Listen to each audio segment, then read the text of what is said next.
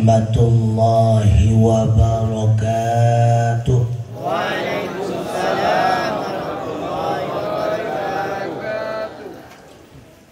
Alhamdulillahilladzi arsala rasulan rahmamin wassalatu wassalamu ala sayyidin nabiyil mursalin wa ala alihi wa sahbihi wa man tabi'ahum ila yaumiddin. Wa qala Allah ta'ala fi kitabihil karim, a'udzu billahi minasy syaithanir rajim, bismillahirrahmanirrahim, wa ma Muhammadun illa rasul qad khalat min qablihi ar-rusul afa imma ta'aw qutilan qalabtum ala a'qabikum wa man yanqalib ala 'aqibayhi falan yadurrallaha syai'an wa sayajzillahu syakirin. Wa fi ayatin ukhra laqad kana lakum fi rasulillahi uswatun hasanah liman kana yarjullaha wal yawmal akhir wa dzakarallaha katsira. Wa qala Rasulullah sallallahu alaihi wasallam, innama bu'istu li utammima makarimal akhlaq. Sadaqallahu maulana al-azim wa sadaqa rasuluhun nabiyul karim wa nahnu ala dhalika minasy syahidina wasyakirin walhamdulillahi rabbil alamin. Hadirin wal hadirat rahimakumullah, mari senantiasa kita memuji Allah Subhanahu wa ta'ala yang telah memberikan kepada kita berbagai macam rahmat dan nikmat. Hanya dengan karunia-Nya lah, qudrah dan iradahnya lah, pada malam yang mulia ini kita telah dapat berkumpul pada suatu tempat yang kita cintai. Itulah di halaman balai pengajian. Kiranya pertemuan kita malam ini mendapatkan barakah, hidayah, taufik serta ridhanya Allah Subhanahu wa ta'ala. Rahmat dan salam semoga senantiasa Allah curahkan kepada sayyidina wa habibina wa syafi'ina wa dukhrina wa maulana Muhammad sallallahu alaihi wasallam, kepada keluarganya, kerabat sahabat beliau sekalian, kepada tabi'ut tabi'in, ulama mutaqaddimin, ulama mutaakhirin, beserta para alim ulama yang muktabar. Ta'zim wa ikraman kita yang mulia dan yang terhormat kepada Abi pimpinan balai bersama Umi dan keluarga, yang mulia dan yang terhormat kepada seluruh pimpinan dayah dan pimpinan balai pengajian yang ada di dalam kampung tercinta ini ataupun sekitarnya. Ta'zim wa ikraman kami kepada imam khatib masjid, kepada para datuk penghulu, para undangan. Ta'zim yang mulia kepada Bapak Wakil Bupati Kabupaten Aceh Tamiang. Ta'zim dan yang mulia kepada Bapak Wakil DPRK Kabupaten Aceh Tamiang. Ta'zim wa ikraman kepada seluruh para undangan, hadirin wal hadirah sidang jamaah hamba Allah penghuni syurga. Umi, Abu, bila mana kita datangi tempat ini dengan kasat semata-mata untuk mencari ilmu pengetahuan agama, Allah menjanjikan melalui lidah Rasulnya Nabi Allah Muhammad sallallahu alaihi wasallam, suatu ketika beliau mengingatkan sahabatnya, "Ya Abadar," kata Rasulullah, "la antaghdau, keluarlah engkau dari rumahmu, fatu'allimu ayatan fi kitabillahi ta'ala, bertujuan engkau mempelajari walau satu ayat daripada ayat Allah. Huwa khairul laka," kata Rasulullah, yang demikian itu lebih baik bagimu, "min antusalliya alfa raka'atin," daripada engkau salat sunnah 1000 rakaat. Subhanallah. Apalagi tujuan kehadiran kita pada malam ini semata-mata untuk merayakan Maulidur Rasul. Di dalam kitab Raudhatut Talibin halaman 415, seorang ulama bernama Imam Yafi'i Al-Yamani, beliau mengatakan, apa kata beliau? "Man jamma'a li maulidin Nabi sallallahu alaihi wasallam ikhwanan." Siapa saja yang mengumpulkan saudaranya bertujuan untuk merayakan Maulidur Rasul, wahaya ta'aman, disediakan makanan, wa akhla, makanan, dipersiapkan tempat sebagaimana yang kita saksikan pada malam ini, wa amila ihsana, semata-mata karena Allah, bukan mencari popularitas, wasara sababal qiraatih, dengan adanya perayaan Maulid maka dibicarakanlah kisah kehidupan Rasulullah, kisah perjuangan Rasulullah, akhlakul karimahnya beliau.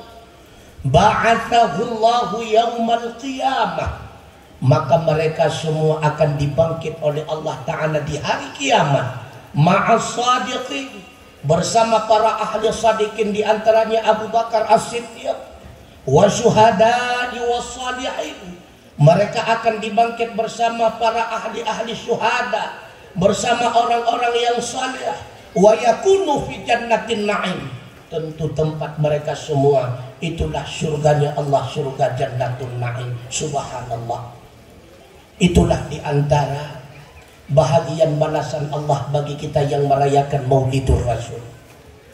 Sesuai dengan firman Allah di dalam Al-Quran, "Qul bifadlillahi wa birahmatihi fabidzalika falyafrahu huwa khairun mimma yajma'un." Ya Muhammad, bifadlillah, dengan sebab karunia Allah.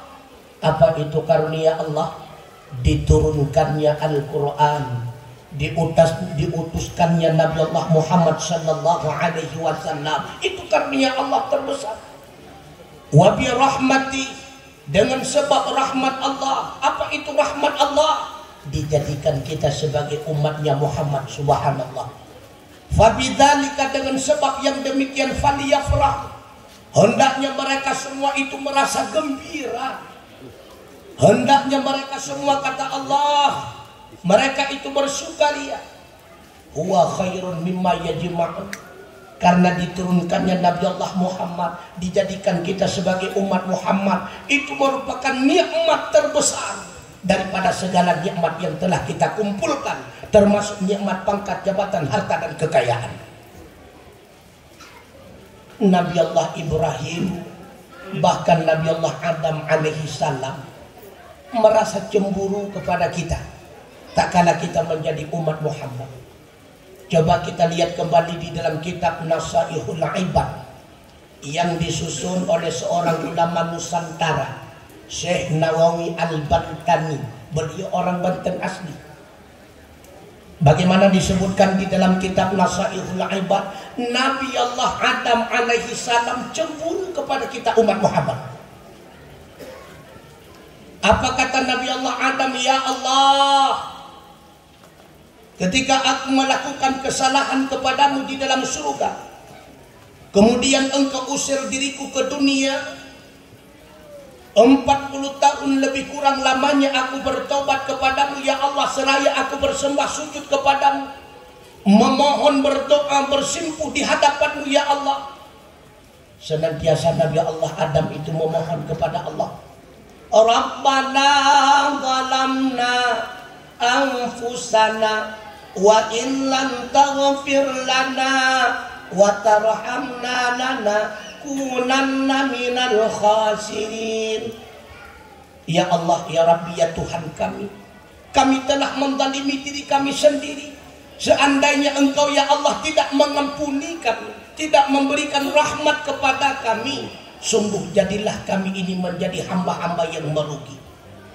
40 tahun lamanya Nabi Allah Adam bersembah sujud di hadapan Allah. Taubat Nabi Allah Adam hanya diterima oleh Allah di kota Mekah Al-Mukarramah. Sehingga Nabi Allah Adam mengadu kepada Allah, ya Allah, tak kala aku bertobat kepadamu hanya di kota Mekah Al-Mukarramah Engkau terima taubatku ya Allah. Sedangkan umat Muhammad dimanapun beliau itu bertobat kepadamu, apakah di Aceh Utara, apakah di kota Loksmawe, di Aceh Tamiang dan sebagainya, senantiasa taubatnya umat Muhammad Engkau terima ya Allah. Makanya cemburu Nabi Allah Adam kepada kita. Umat Muhammad tiada batas tempatnya, maka dimanapun kita bersembah sujud bertobat kepada Allah, Allah akan senantiasa menerima taubat kita. Makanya kata Rasulullah, idza asbahta fala tantadiril masaa. Bila mana engkau diberikan kesempatan hidup oleh Allah di waktu subuh, janganlah engkau menunggu sore hari barulah engkau bertobat kepada Allah. Belum tentu sore harinya dapat engkau rasakan. Wa idza amsayta fala tantadiril sabah.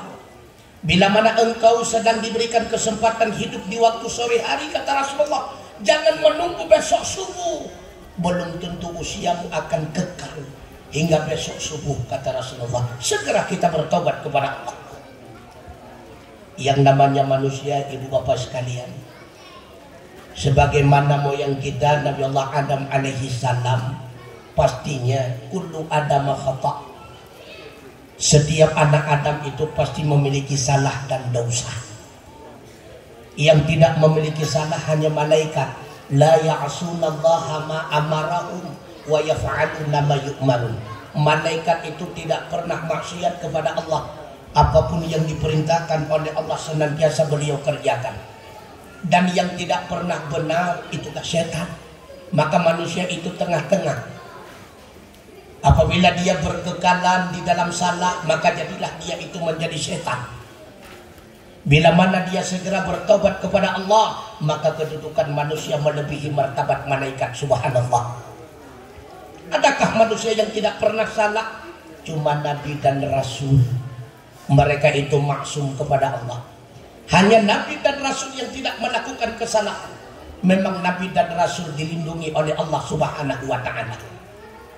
Makanya para ulama ahli ilmu kalam yang kita kenal dengan ulama tauhid berpendapat di dalam mazhab Asy'ariyah dan Maturidiyah, apabila kita berdoa kepada Allah agar Allah mengampuni dosa Nabi Allah Muhammad sallallahu alaihi wasallam, maka ketika itu orang itu jadi kafir.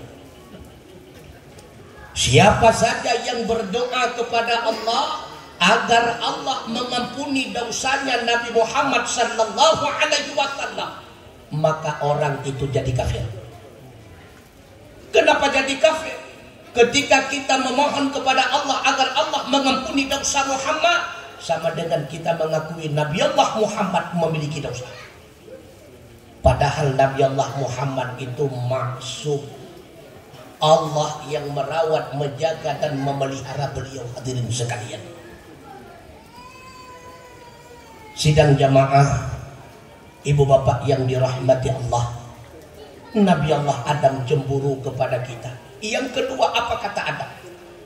Ya Allah, ketika aku berada di dalam surga, senantiasa engkau berikan pakaian dengan yang mewah-mewah, yang indah-indah.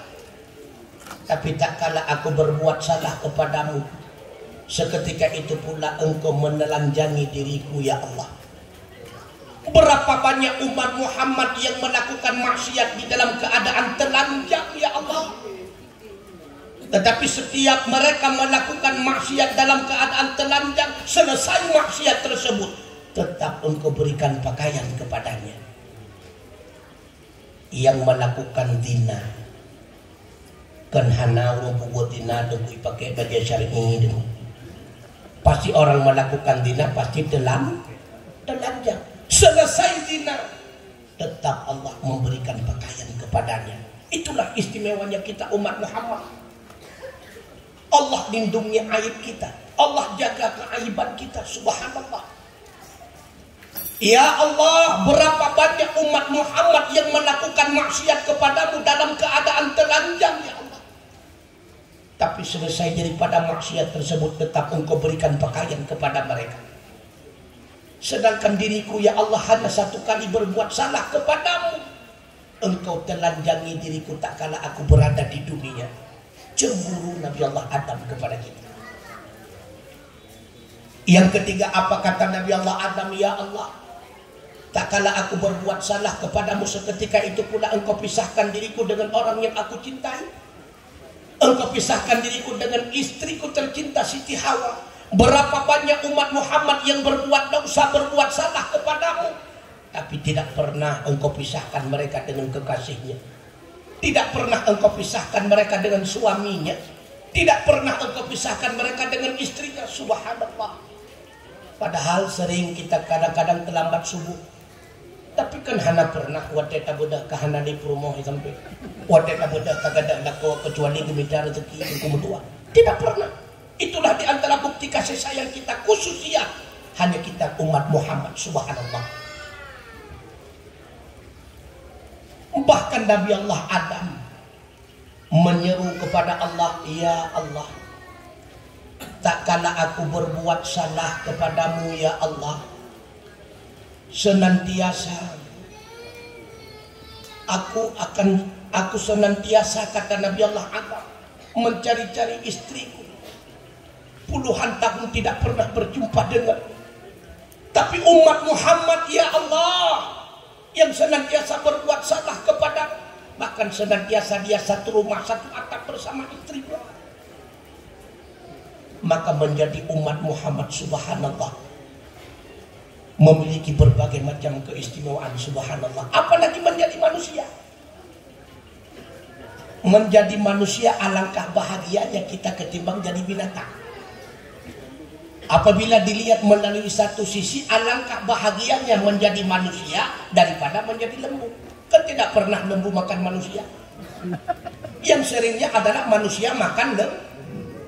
Seandainya kita jadi kambing, maka sungguh kita dimakan oleh manusia. Alhamdulillah, kita jadi manusia. Beruntung jadi manusia.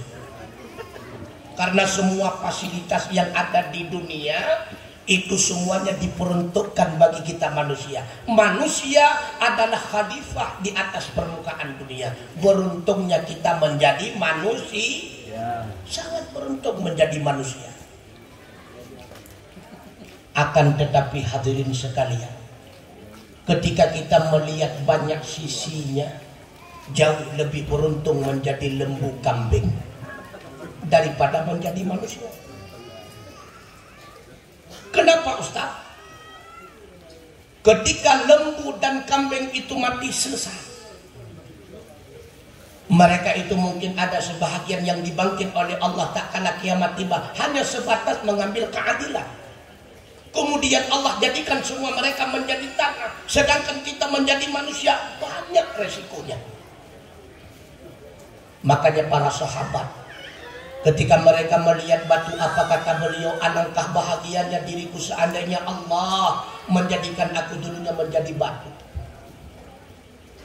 Sayyidina Umar bin Khattab tak kala menjumpai rerumputan, apa kata beliau? Alangkah bahagianya aku seandainya dulunya aku dijadikan menjadi rumput oleh Allah. Kenapa ucapan itu terucap melalui lidah beliau? Karena yang dilihat oleh beliau adalah jangka panjangnya. Sedangkan kita hanya melihat yang di depan mata. Beruntunglah jadi manusia, bisa makan ayam bukan ayam makan kita. Bisa menjual ayam bukan ayam yang menjual telur kita. Yang kita lihat hanya yang di depan mata. Tapi apa yang dilihat oleh sahabat, yang dilihat oleh para sahabat adalah jangka panjang yang terus berkelanjutan, karena kehidupan dunia bukan hidup selamanya. Kita hidup di dunia tujuannya bukan untuk hidup. Hidup di dunia pula bukan tujuannya untuk mati.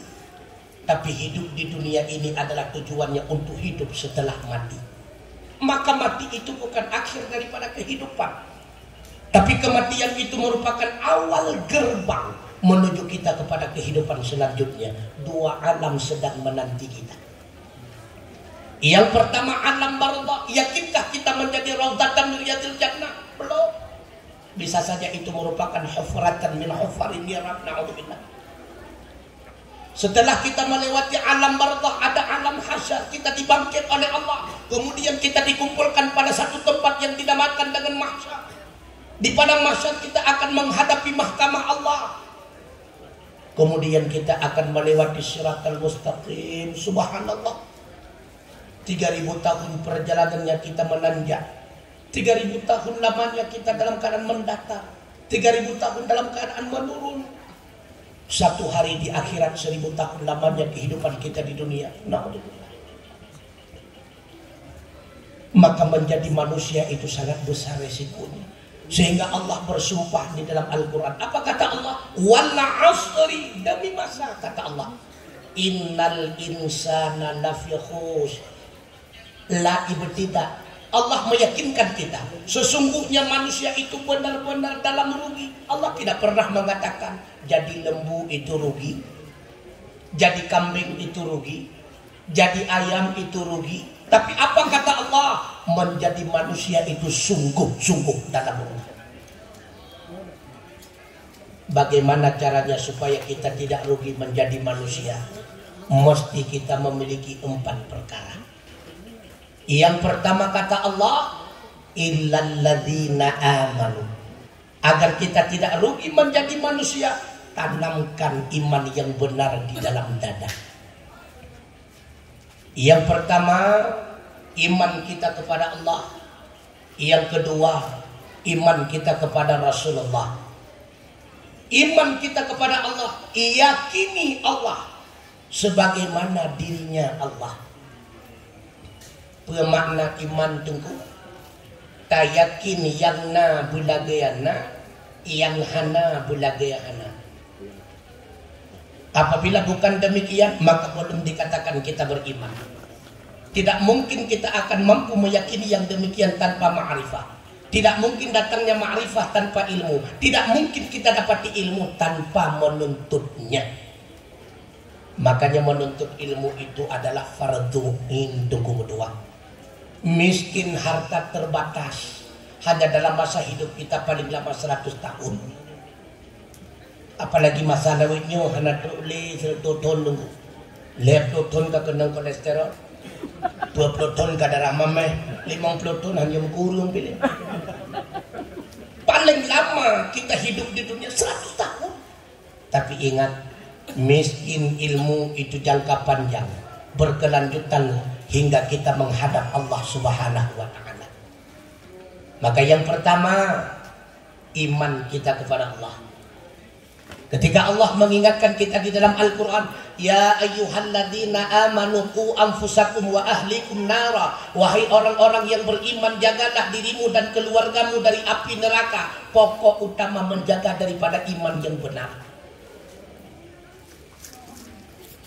Yang kedua, wa'amilus salihah, beramal saleh. Apa itu amal saleh? Amal kebajikan yang diterima oleh Allah serta diridhai oleh Allah Ta'ala. Maka setiap amal kebajikan belum tentu mendapatkan predikat amal yang saleh. Karena amal yang saleh adalah amal yang diterima oleh Allah sekaligus diridhai oleh Allah Subhanahu wa ta'ala. Syaratnya ada 2. Yang pertama, tak kala kita melakukan amal kebajikan tidak ujub. Yang kedua, dengan ikhlas semata-mata min wajhillah, karena Allah. Pada hakikatnya amal kebajikan itu tidak ada harganya di hadapan Allah. Karena Allah tidak mengambil kepentingan dan keuntungan daripada amal manusia. Allah tidak butuh atas setiap amalan kita. Apakah berharga amalan kita di hadapan Allah? Tidak. Cuma Allah sendiri yang menghargakannya. Makanya kadang-kadang tidak logis.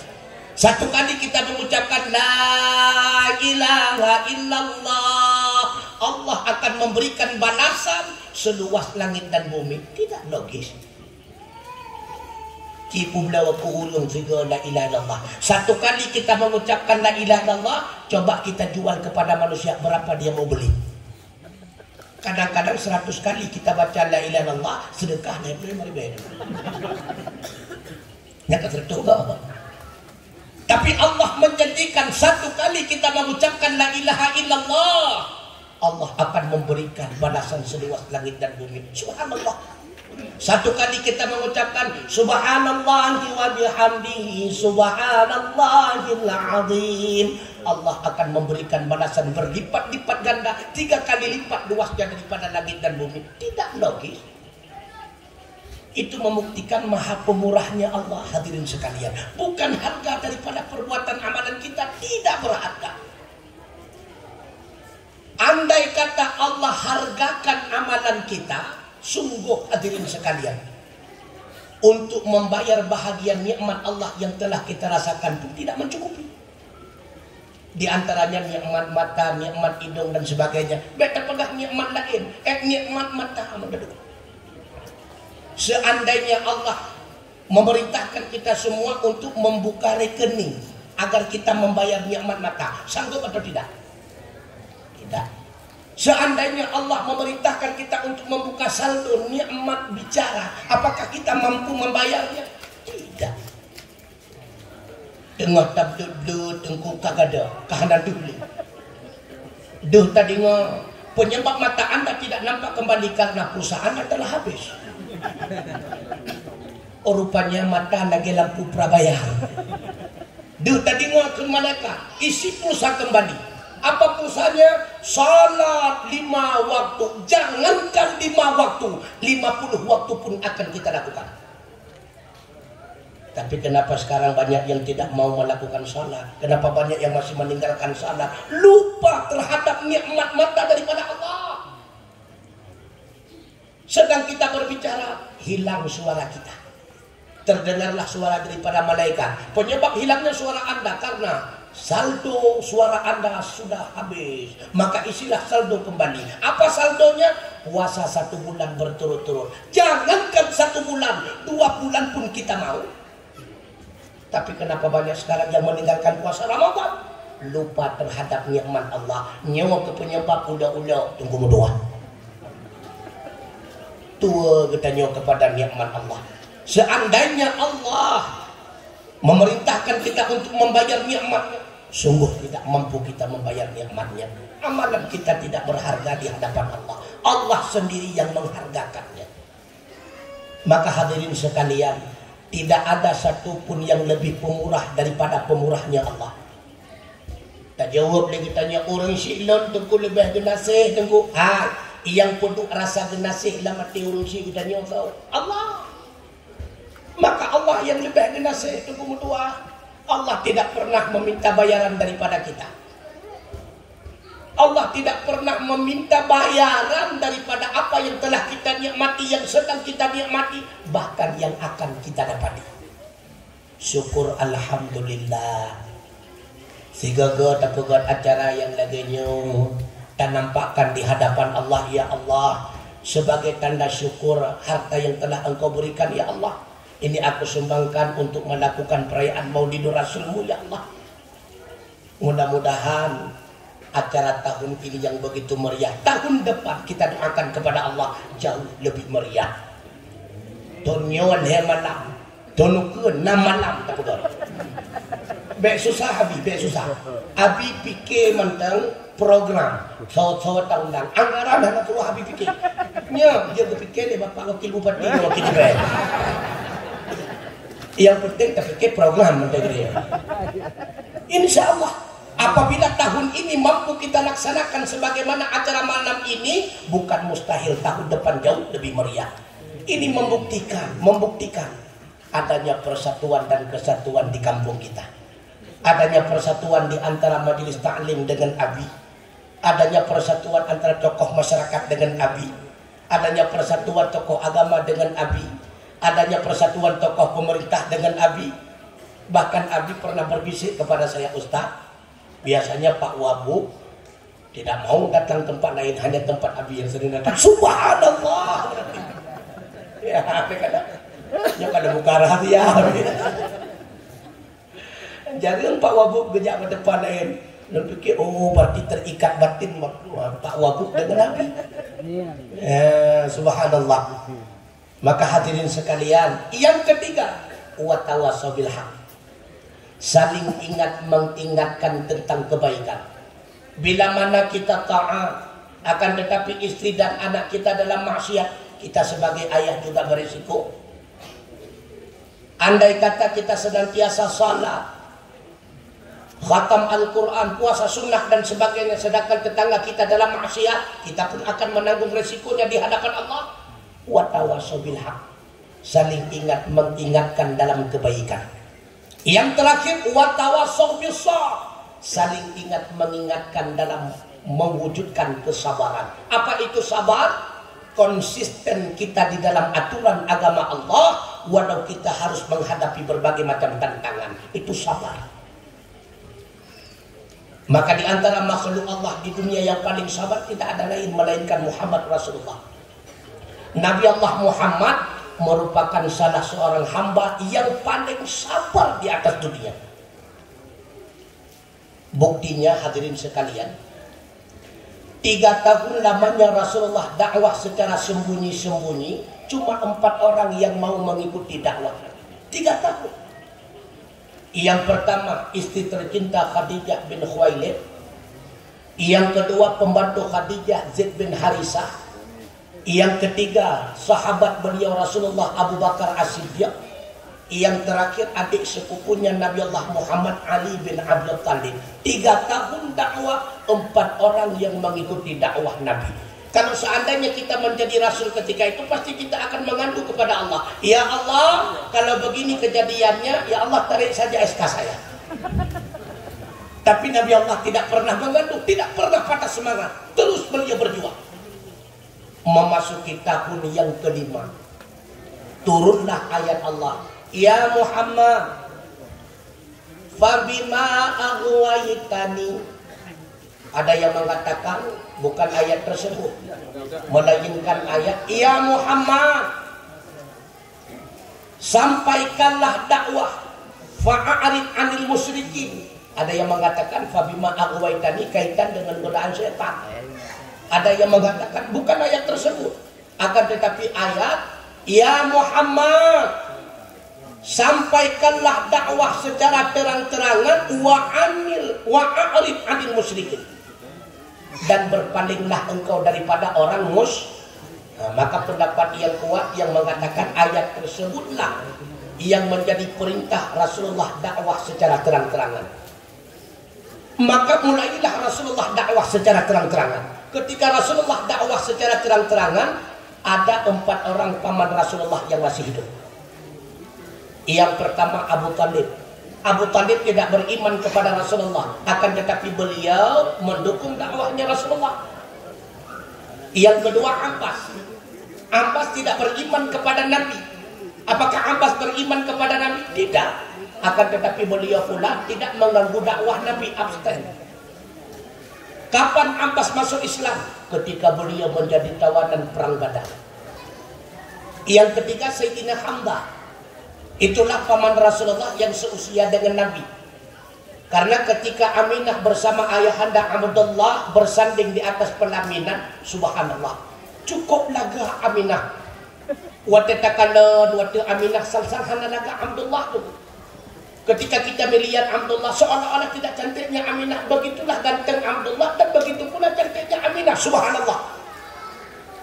Beda negara baru dewenya mulai kan. Waktu tekalan nanti negara baru, masya Allah sayangnya pelintiu. Dari waktu pelintiu baru sayang ke negara baru. Abdullah dan Aminah tidak demikian. Memang benar-benar serasi. Sehingga Abdul Muttalib, ayahanda beliau ketika melihat Abdullah dan Aminah duduk sanding di atas pelaminan, Abdul Muttalib sendiri tengku hawa gelam kudu kawin. Maka menikahlah Abdul Muttalib ketika itu dengan sepupunya Aminah bernama Hala. Dari perkawinan itulah lahir seorang anak bernama Hamzah. Itulah yang kita kenal dengan Sayyidina Hamzah. Sayyidina Hamzah mula-mula tidak beriman kepada Rasulullah. Pernah terjadi satu peristiwa. Ketika Rasulullah tawaf di samping Ka'bah, datanglah Abu Jahal. Nama Abu Jahal Amr bin Hisham. Datanglah Abu Jahal bersama pukro-pukronya, mengejek Rasulullah sedang tawaf, menghina Rasulullah, mencaci maki Rasulullah. Rasulullah watanyan hana kepermondek. Bahkan hana kepakawai Nabi punya bahasa getanya gedepunya rumpungon. Karena menolak ketika legetanya ikap lihat saya pungo, nyan menyata rupa saya pungo takap balik, nyan berat pungo rungkap saya pungo daripada urung kenang kap saya pungo. Rasulullah mengetahui itu anjing gila. Hana kepakawai deku. Akan tetapi beritanya Abu Jahal menghina mencaci maki Rasulullah sampai di telinganya Sayyidina Hamzah. Kebetulan ketika itu Sayyidina Hamzah baru pulang berburu, di tangannya masih ada busur panah.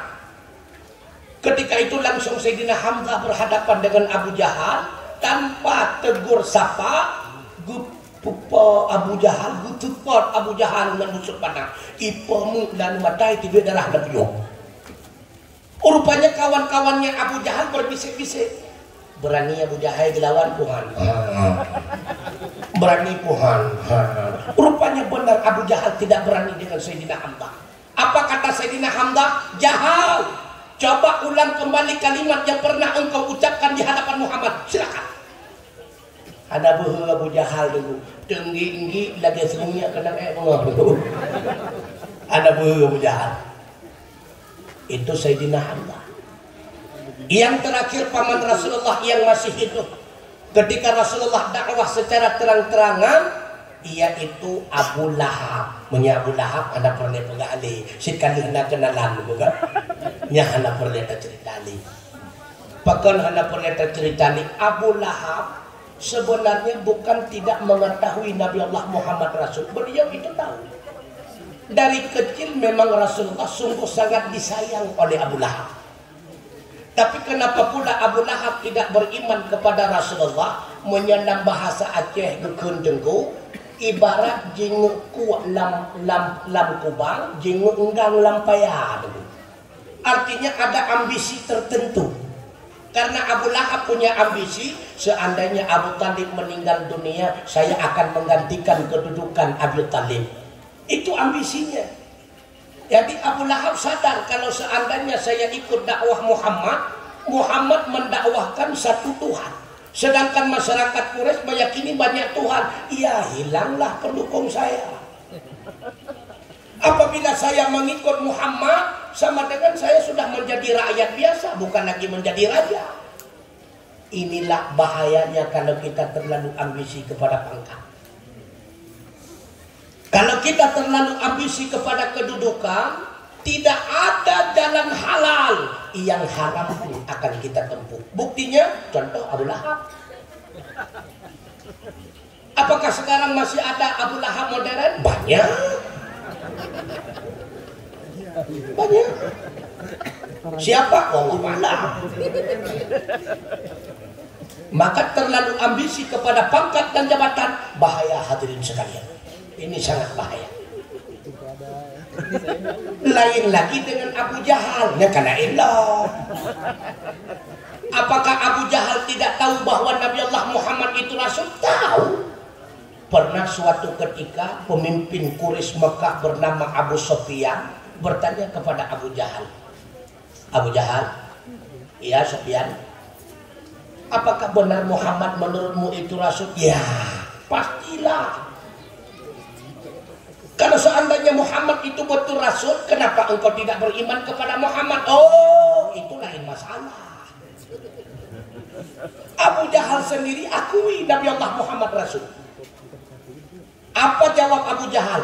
Abu Sufyan, antara keluarga kami Bani Makhzum dengan keluarga Muhammad Bani Hashim, dari dulu kami sudah berlomba-lomba.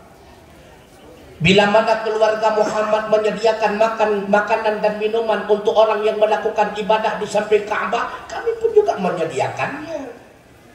Sekiranya keluarga Muhammad menyiapkan pasukan untuk menjaga kota Mekah, kami pun juga sama. Hari ini keluarga Muhammad diutus Rasul, sedangkan dalam keluarga kami tidak ada Rasul. Seandainya saya ikut dakwah Muhammad, ya kalahlah keluarga kami. Rupanya berita tersebut sampai kepada telinga Rasulullah. Ketika itulah Rasulullah menakap nama beliau Abu Jahal, bapak paling bangai.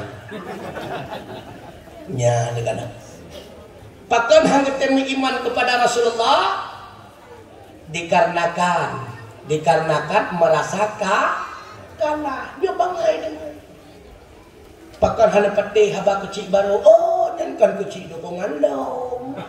Yang bangai dengan dukung mendukung ketika pemilihan. Selesai pemilihan itu kecil kita.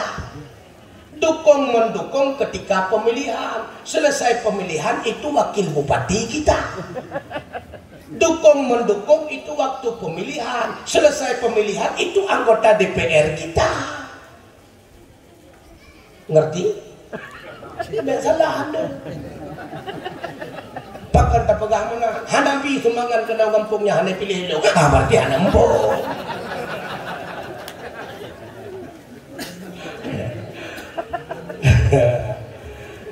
Abu Jahal.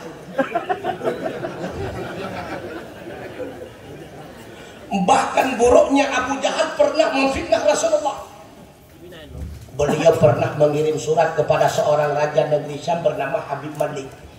Apa kata beliau di dalam suratnya? Wahai baginda raja, di kota Mekah ada seorang pemuda yang sedang memfitnah Tuhan kita, yang sedang memporak-porandakan agama moyang kita. Seandainya engkau tidak mendatangi kota Mekah bersama ribuan tentara, maka ketahuilah kota Mekah akan porak-poranda, agama moyang kita pun akan hancur binasa. Datanglah Raja Habib Malik bersama 12.000 tentaranya. Abu Jahal watenya tengku kagak siap kursimu dua boh gitu kan. Tujuannya apa? Sabah kursi geduk derawaga, sabah kursi geduk Raja Habib Malik. Genek pelemah masyarakat dong tahu ngeraja. Tengah duk Abu Jahal ngeraja Habib Malik datanglah Rasulullah. Rasulullah datang cuma 3. Yang pertama Khadijah binti Khuwailid, istri tercinta beliau Rasulullah Muhammad sallallahu alaihi wasallam. Yang ketiga sahabat beliau Abu Bakar As-Siddiq. Mulut Khadijah senantiasa berkomat kamit munajat kepada Allah. Ya Allah, Muhammad itu adalah hamba-Mu ya Allah. Muhammad itu adalah Rasul-Mu ya Allah. Kalau bukan Engkau yang menolong Muhammad, maka tidak ada bantuan pada hari ini. Muhammad sedang menghadapi berbagai macam ujian. Besar ujian hari ini ya Allah, hanya Engkau yang mampu membantunya. Itu adalah bukti istri solehah. Bu, pernah mendoakan suami demikian ketika suami keluar dari rumah? Halo, halo. Nah pernah nung doa kelakau bawa telakau ke tepi rumah? Puan nung doa, kubagai po itronto belum kawin dari itu. Bukti istri yang salehah senantiasa mendoakan, ya Allah, suamiku telah keluar dari rumah, ya Allah, sedang melangkahkan kaki mencari nafkah, ya Allah. Maka tunjukkanlah suamiku kepada jalan yang halal, ya Allah, agar beliau membawa harta yang halal ke rumahku, ya Allah, karena harta itu akan menjadi darah dagingku, ya Allah. Ya Allah, kami ini sangat takut dengan sabda Rasulullah, kullu lahmin nabata minal haram fannaru aula bih, ya Allah. Setiap daging yang tumbuh daripada makanan haram, maka nerakalah yang paling layak bagi daging tersebut. Na'udzubillah. Doakan suami yang demikian. Pernah enggak, Bu? Pernah. Ana yakin loh. 1/5 juga. Itulah bukti istri yang salehah. Ketika berhadapan Rasulullah dengan Raja Habib Malik, karena wibawanya Rasulullah, apa kata Raja Habib Malik kepada Abu Jahal? Jahal, geser, biarlah Muhammad duduk di situ. Kursi dera wadah dulu. Han bengeh, mau kursi patah, tapi bengeh di pagar. Suara katanya, warna kursi patah, ipinah katanya, kedua gong, bengeh. Apa nanti kursi emas? Mepet-pet Abu Jahal katanya kursi dera wadah. Nya kagak yomina, tapi hangga jeraya musuh, iya kerajaan. Lalu duduk dah Rasulullah di atas kursi emas. Ketika itu emas belum diharamkan oleh Allah untuk membuat kursi dan barang yang lainnya. Maka apa kata Raja Habib Malik? Muhammad, benarkah engkau seorang rasul? Benar baginda. Ya Muhammad, setiap rasul yang diutuskan oleh Allah semuanya diberikan mukjizat. Apa mukjizatmu? Rasulullah balik bertanya, yang baginda inginkan yang mana? Muhammad, ini sedang siang Muhammad. Coba engkau nampakkan di hadapan kami dengan isyaratmu seketika matahari itu tenggelam. Lalu keluarlah bulan purnama, dengan perintahmu bulan itu turun ke dunia, kemudian naik kembali, dia pun masuk, keluar lagi matahari sedia kala. Cuma itu baginda. Ada satu lagi Muhammad. Apa itu baginda? Muhammad, apa rahasia yang terpendam di dalam hatiku? Lalu bangkit Rasulullah, wudu, salat 2 rakaat, bermunajah kepada Allah. Beliau memberikan pembelajaran kepada kita. Ketika kita menghadapi masalah, jangan mengadu kepada kawan. Karena kawan bukan menyelesaikan masalah, terkadang bahkan banyak masalah. Ya. Kadang-kadang kita mengadu, tanya curhatan dengan teman, lang getampa li suami, ya. Getampa ikah naci getampa long situ luang bekangnya. Rupanya bukan menyelesaikan masalah, tambah masalah. Lalu kita curhatan kepada teman, musibah dulu putra musibah, gadah pen 2 juta, kenapa lu kan tahu tidak badro dulu mutang, badro nan mana juta tu. Maka Rasulullah mengajarkan kita, tak kalah kita ditimpa masalah, mengadu kita kepada pemilik masalah. Siapa pemilik masalah? Allah Subhanahu wa ta'ala. Nabi Allah Muhammad mengadu kepada Allah, ya Allah, hanya engkau ya Allah yang mampu membantu diriku hari ini ya Allah. Seketika turun malaikat Jibril memberikan salam kepada beliau. Assalamualaikum ya Muhammad. Alaika ya Jibril. Muhammad, Allah memberikan salam kepadamu. Seraya beliau berfirman, ya Muhammad, seluruh makhluk dalam detik ini berada di dalam kekuasaanmu. Senangnya hati Rasulullah. Lalu beliau pun berhadapan dengan Raja Habib Malik. Beliau isyarat kepada matahari. Seketika matahari itu tenggelam. Tidak lama kemudian keluarlah bulan purnama. Bulan purnama itu pun turun ke dunia dengan isyaratnya Rasulullah. Lalu Rasulullah pun mengisyarat dengan 2 telunjuknya. Akhirnya bulan itu terbelah menjadi 2. Kemudian bulan purnama itu masuk melalui bawah jubah Rasulullah. Setengahnya keluar melalui tangan kanan beliau, yang satu lagi melalui tangan kiri beliau. Akhirnya bulan itu menyatu di atas kepala Rasulullah seraya mengucapkan kalimat asyhadu an la ilaha illallah wa anna muhammadar rasulullah. Tak lama kemudian bulan itu pun naik ke langit. Lalu bulan itu pun masuk kembali sebagaimana sedia kala. Keluarlah matahari sebagaimana pun sedia kala. Abu Jahal ho gedengku biasa para Habib Malik kau kalau ku pegah menang Muhammad citegasihi. Rupanya Raja Habib Malik tidak memperdulikan apa ucapan Abu Jahal. Terus Raja Habib Malik berkata kepada Muhammad, ya Muhammad, yang satunya telah saya saksikan ya Muhammad.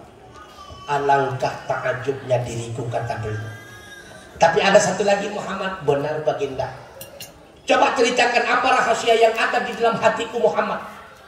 Wahai baginda raja, engkau diberikan seorang putri oleh Allah, akan tetapi putrimu berbeda dengan putri-putri kerajaan yang lainnya. Putri yang engkau miliki tidak memiliki kedua tangan pula tidak memiliki kedua kaki. Tercengang Raja Habib Malik. Muhammad kenapa tahu? Padahal rahasia tersebut tidak pernah beliau ceritakan kepada siapapun. Rasulullah diceritakan oleh malaikat Jibril. Ya baginda raja, adakah engkau berkeinginan anakmu itu disempurnakan oleh Allah? Jawab Raja Habib Malik, itulah keinginan kami sekeluarga. Wahai baginda raja, bila itu yang engkau inginkan, silahkan ucap 2 kalimat asyhadu an la ilaha illallah wa anna Muhammadar Rasulullah. Seketika Raja Habib Malik mengucapkan 2 kalimat tersebut serta diikuti oleh 12.000 pasukannya. Subhanallah. Abu Jahal bukan itu. Bapaknya dia ada lahinan niku. Biru gebak gedang Abu Jahal kaplung aja. Yang kenyan awal mula Abu Jahal hana lewa rumah kamlai laut tu lagi terdan. Ana wali rumah ku kamalaya. Sehingga teringatlah Raja Habib Malik janji Muhammad apabila aku ucapkan 2 kalimat tersebut Allah akan menyempurnakan anakku. Seketika Raja Habib Malik kembali kepada istananya. Belum beliau sempat masuk di dalam istana, barulah beliau itu berhadapan dengan pintu gerbang istana. Dari jauh beliau melihat seorang putri dalam keadaan berlari seraya mengucapkan kalimat ayah, ayah. Berpeluk-pelukkanlah sang raja dengan putri tercinta. Lalu sang putri itu pun mengucapkan kalimat yang sama, asyhadu an la ilaha illallah wa anna Muhammadar Rasulullah. Apa kata Raja Habib Malik? Nak, dari mana kamu dengar suara? Dari mana kamu dengar kalimat ini, nak? Apa jawab sang putri? Ayah, di dalam mimpi datanglah seorang hamba Allah yang berpakaian serba putih. Kata beliau, nak, apakah kamu mengharapkan tubuhmu itu disempurnakan oleh Allah? Jawabku ayah ketika itu, memang itulah harapanku. Apa katanya? Cobalah engkau ucap 2 kalimat ini, pastinya Allah akan menyempurnakan tubuhmu. Setelah saya ucapkan 2 kalimat tersebut ayah, lalu saya terbangun, benar adanya Allah telah menyempurnakan tubuh saya. Subhanallah. Rupanya 2 kalimat syahadat tersebut bukan hanya menyelamatkan kita di dunia, bahkan akan menyelamatkan kita di akhirat. Apa kata Rasulullah? Siapa saja yang sempat mengucapkan kalimat la ilaha illallah dakhalal jannah. Subhanallah. Bahkan siapa saja yang mengucapkan kalimat asyhadu an la ilaha illallah wa anna Muhammadar Rasulullah, sekalipun dia itu ahli maksiat, pasti dia itu akan masuk surga. Cuma belakangan yang kita katakan pasti cuma telat baca untuk tunggu apa nawai kata teman maksiat, tapi pasti. Yang penting modalnya 2 kalimat syahadah. Yakin kita Allah Tuhan, Muhammad Rasul, pasti kita akan masuk surga.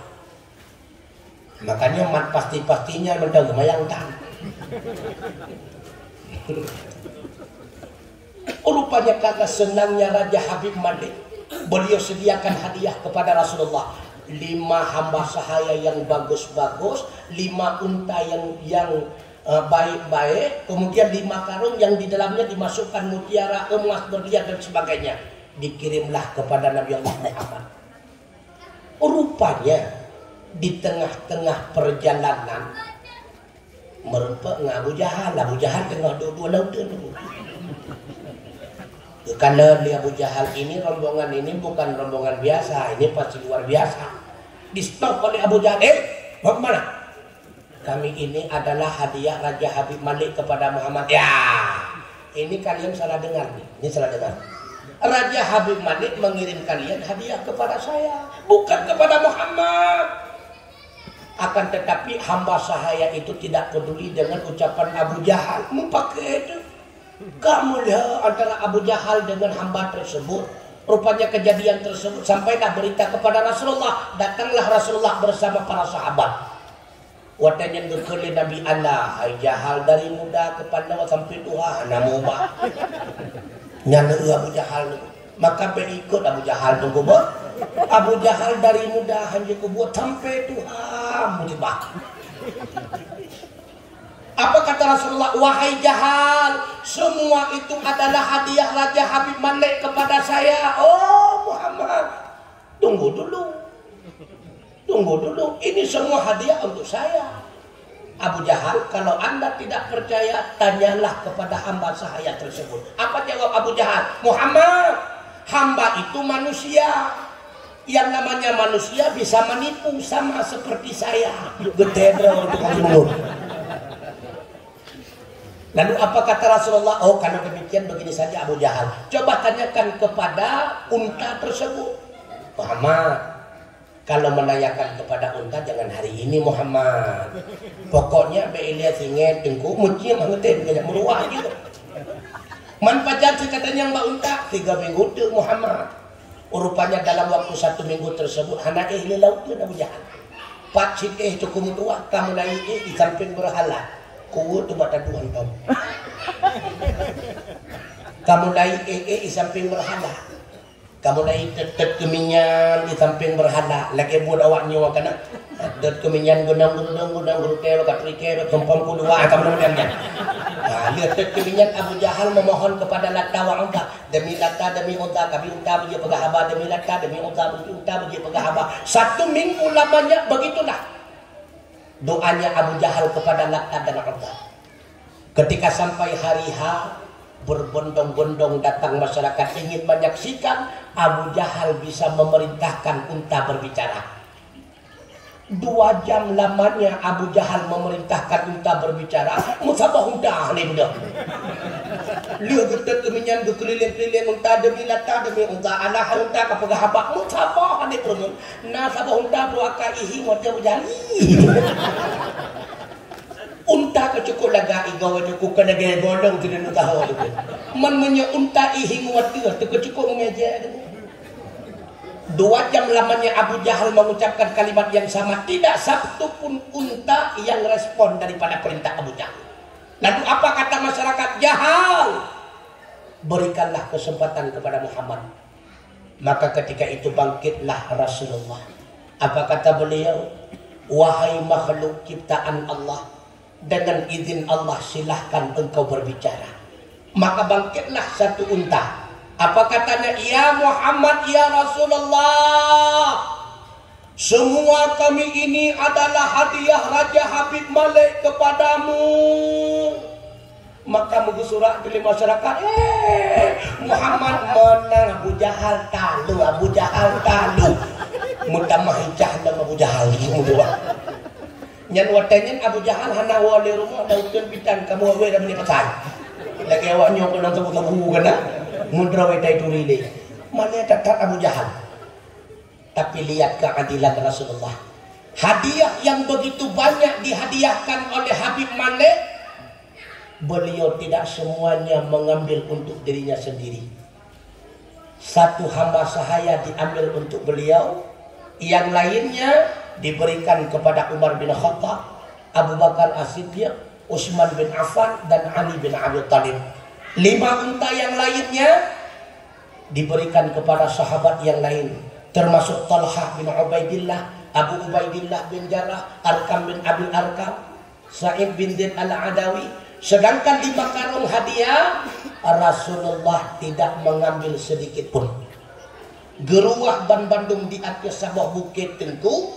Lalu kata Rasulullah, jadikanlah semua itu menjadi tanah. Maka sampai hari ini kalau kita umrah, bisa kita perintahkan kepada travel, Yuba kita nyoba tempat tersebut. Itu adalah bahagian daripada situs sejarah. Meri mantang tumpukan debu. Mehi lagi mutiaramu, tapi kerja kita nak hana pun cok lili hopnya. Nyandakan dan keadilan Rasulullah. Oh watenan nikmat han kepada kudrawan ya umunan bapak bawa bapak okey DPR nan nikmat bacu-bacu kadang aspirasi ni biga ke kamu mau bacu tadi kita bagi-bagi nikmat lah akhirnya balai pengajian siap ya kan. Alhamdulillah, itulah bentuk keadilan Rasulullah. Makanya ketika kita melihat akhlak Rasulullah, bagaimana akhlak beliau sesuai dengan judul, meneladani akhlak Nabi. Pernah salah seorang sahabat bertanya kepada Aisyah, "Ya Aisyah, bagaimana sebenarnya akhlak Rasulullah?" Apa jawab Aisyah? "Kana khulquhu Qur'anan." Akhlaknya Rasulullah itulah Al-Qur'an. Maka wajar apabila dikatakan oleh sahabat Nabi Allah Muhammad itu Al-Quran berjalan. Maka ketika para sahabat berhadapan dengan Rasulullah, kita jangan salah menyangka. Tidak semuanya itu dalam keadaan kondisi serius. Tidak. Mereka pikir wajah sahabat mengkekang Rasulullah tegang, hana debu. Tidak selalu serius. Rasulullah juga orang yang senang bercanda. Rasulullah senang bercanda. Mereka pikir asal kamu kekang Rasulullah sampai menang tabat. Kan Rasulullah juga orang senang bercanda. Rasulullah adalah seorang teman yang menyenangkan bagi sahabatnya. Rasulullah seorang suami yang dicintai oleh istrinya. Rasulullah adalah orang tua yang disenangi oleh anak-anak kecil. Itulah akhlak Nabi. Maka ketika Rasulullah keluar dari kota Madinah, kemanapun beliau pergi, apakah itu ke medan perang, ketika beliau kembali ke kota Madinah, senantiasa beliau bawa oleh-oleh. Kenapa? Karena Rasulullah tahu anak-anak sedang menunggu beliau di pintu gerbang Madinah. Maka ketika Rasulullah pulang ke kota Madinah, iserbu liang demir, "Ya Rasulullah kagua." Cukup senang demir dengu. Ikannya anu drawadiya. Awak tahu rumah ikut dia abang di ayah kagua. Imut dalam kamar izin raduhu ikut dia abang di jika kandang ayah anda bertepuk mak Allah. Itu oleh adik sanghana cuma mak kena ayah Allah. Ayah dan bunda bagi anak ibarat mungkar orang kiyar. Mungkar yang bertanya, nakir yang memukul. Berarti mama interogasi, ayah yang memukul. Menyemot lagi jangan berhasil rumah tangga. Baiti jannati kata Rasulullah, rumahku surgaku. Itu aja baitin nari.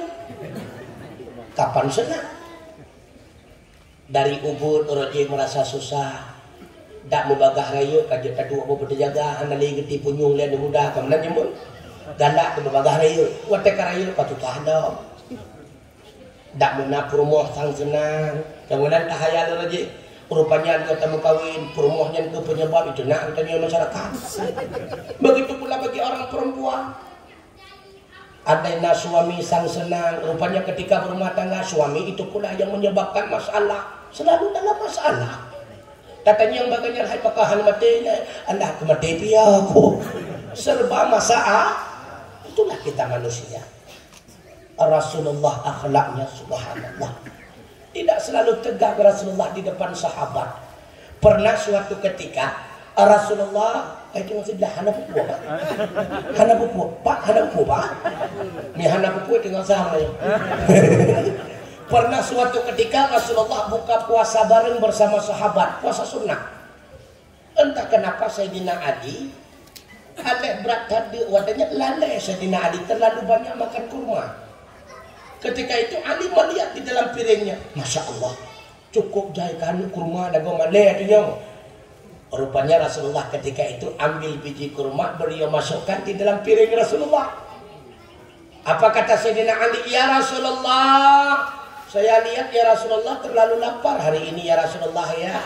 Bikin Nabi, ada pengeh gitu. Apa jawab Rasulullah? Golong Ali berat dua, gata berat dua. Lo kadang kau cuma asal ke rumah anu-anu, tak mau. Rasulullah sedang bercanda. Bahkan ada seorang sahabat yang bernama Nuaiman. Ini sahabat yang sangat jahil kepada Rasulullah. Menyerta katanya gemayang dan kuda tadi itu. Tapi Rasulullah tidak. Nuaiman cukup parah. Pernah suatu ketika Nuaiman melihat orang yang jual madu tidak laku-laku madunya. Apa kata Nuaiman? Hai, kami kelung sebuah botol madu, lun publau ke Rasulullah. Ikata tak jaga mantap iluwa pintu untuk Rasulullah gitu biar kebayu ke kata. Maka datang Nuaiman ke rumah Rasulullah. Apa katanya? Ya Rasulullah, hari ini tidak ada hadiah apapun ya Rasulullah, cuma madu ini ya Rasulullah satu botol. Alhamdulillah kata Rasulullah. pakai Nabi bibit kenyang sedekah. Rupanya di dalam rumah Rasulullah ada beberapa sahabat yang lain. Ketika Rasulullah sedang membagi-bagi madu, terdengarlah di balik pintu, "Ya Rasulullah, jangan dihabiskan dulu madu saya, bayar dulu." Rasulullah kan urung kaya, bukan mbak sahabat yang legit dan payah bayi bodoh. Besoknya berjumpa Rasulullah dengan Nuaiman. "Ya Nuaiman, apa yang telah engkau lakukan kemarin?" Apa jawabnya? "Ya Rasulullah, Anda lebih tahu keadaan saya. Padahal setiap waktunya saya berkeinginan bersedekah kepadamu. Tapi apa hendak dikata? Bukan malah bersedekah saya yang sering berhutang kepadamu ya Rasulullah. Makanya kemarin ya Rasulullah, karena saya tidak mampu bersedekah madu kepada Anda ya Rasulullah, sedikit tidaknya saya membawa ke rumah Rasulullah orang yang menjual madu." Lukain Nabi dulu. Nabengeh Nabi anak menyebutnya lamun kau tadi. Tapi Rasulullah tidak pernah emosi. Makanya Rasulullah orang yang senang bercanda. Bahkan sering kita dengarkan ada satu riwayat orang tua menanyakan kepada Rasulullah, ya kan? "Ya Rasulullah, apakah saya masuk surga?" Apa jawab Rasulullah? "Anda tidak masuk surga." Sehingga perempuan itu menangis. Gekem Nabi itu ngagli urinangan begekem di Nabi hilang kena jahilai. Hana tamang surga lagi kata Tuhan. Karena hana urung Tuhan dalam surga. Karena semua dalam surga itu semuanya akan dimudahkan kembali oleh Allah Ta'ala.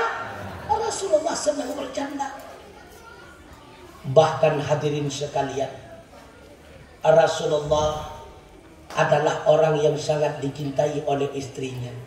Nyawa yang perlu akhlak dulu tanya kau. Meneladani akhlak Rasulullah sekalipun tidak mampu kita wujudkan di dalam masyarakat luas, sedikit tidaknya dalam masyarakat kecil rumah tangga kita. Oh wateta tebet dari rumah berindukan li rumah wateta wo. Bet sampai wateta tebet ibu doa li rumah baik cok li angin po. Bet sampai menang. Kita hendaknya menjadi suami yang senantiasa dirindukan oleh istri. Makanya kata Rasulullah, khairun nas anfa'uhum linnas. Sebaik-baik manusia itulah yang paling bermanfaat bagi manusia yang lain. Wa khiyarukum linnisaihim, dan sebaik-baik kamu itulah yang paling baik kamu bagi istrimu. Ya, ini kan. Itanya ke sebaliknya. Menyangan istri gak sejula cari apa gak apa-apa bila jalan dua dia. Menyangan permohonan ke tanda ke apa-apa kaya.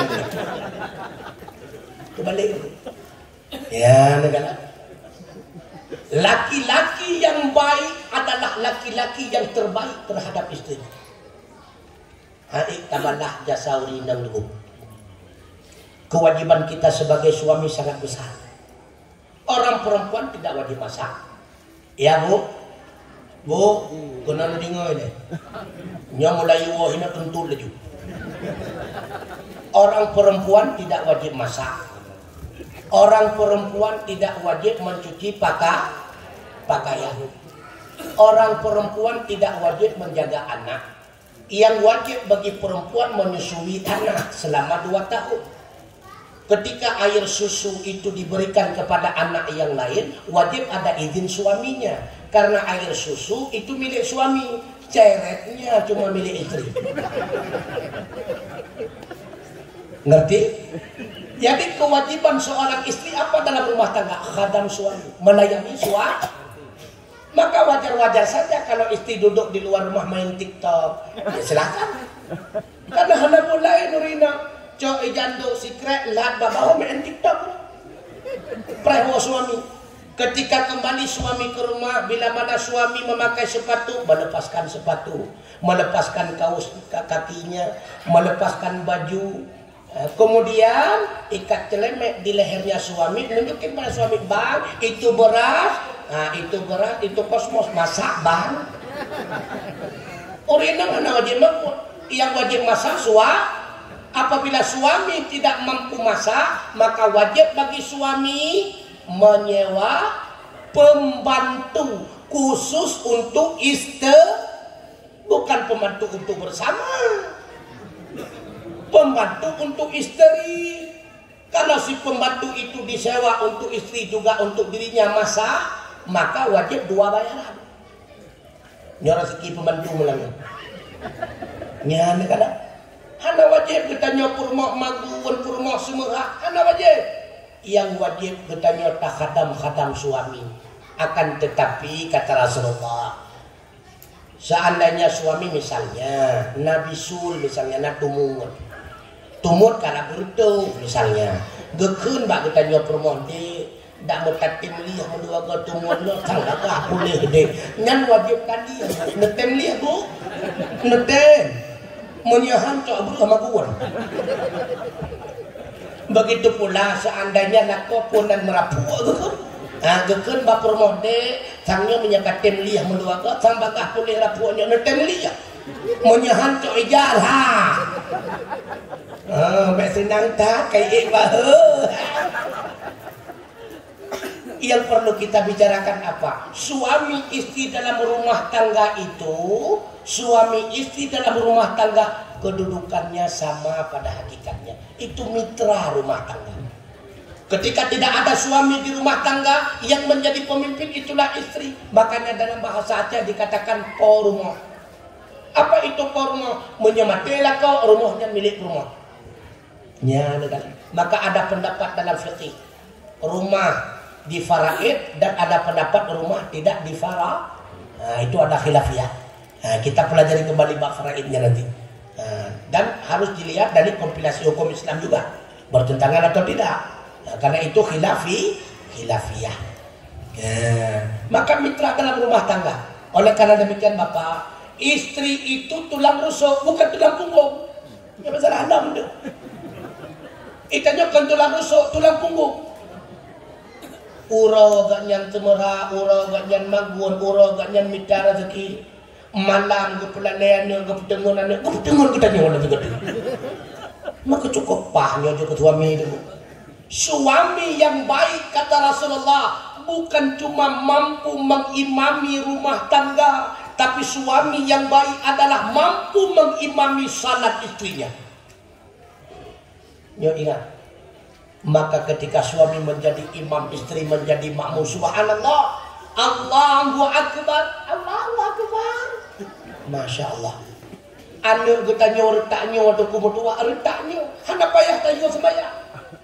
Ayah salat, bundanya salat, yang kecil itu pasti akan berdiri sendirinya di belakangnya ayah. Awawa baik. Hana payah ayo mudaku. Tapi menyemakkan sembahyang ayah dan sembahyang. Kadang-kadang datang tamu ke rumah, minta mukena salat ikan dolian tahu bunda itu lagi ngapain? Itu nampak kali bawa bundanya tidak pernah salat. Dia berdengar-dengar mana ya tu? Terus jamai sembahyang tahu ikan dolian ayah itu lagi ngapain ya? Jawab ayah, kalah banyak urusan. Rupanya ayah hendak sembahyang. Ingat. Pelajaran pertama yang didapatkan oleh anak bukan di TPA, bukan di TK, bukan di SD, bukan SMP, bukan SMA.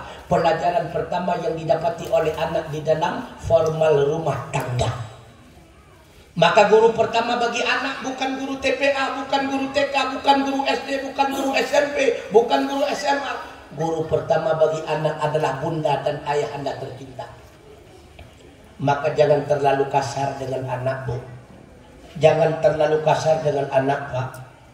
Baik sampai kita nyotakeun ba anu wate iman atra kita nyo. Hai! Baik kamat man atra ayah rulah. Dia pun akan membentak adiknya. Hai! Baik kamat man atra abang rulah. Kenapa si abang itu berani mengucapkan kalimat demikian kepada adiknya? Karena dapat pelajaran daripada ayahnya. Ingat, anak itu bukan cuma fotokopi kita, bahkan kadang printernya kita. Punya fotokopi agak beda, punya printer agak beda. Nyo hati-hati dulu. Pelajaran pertama yang didapati oleh si anak di dalam rumah tangga, hati-hati. Jangan terlalu kasar dengan anak.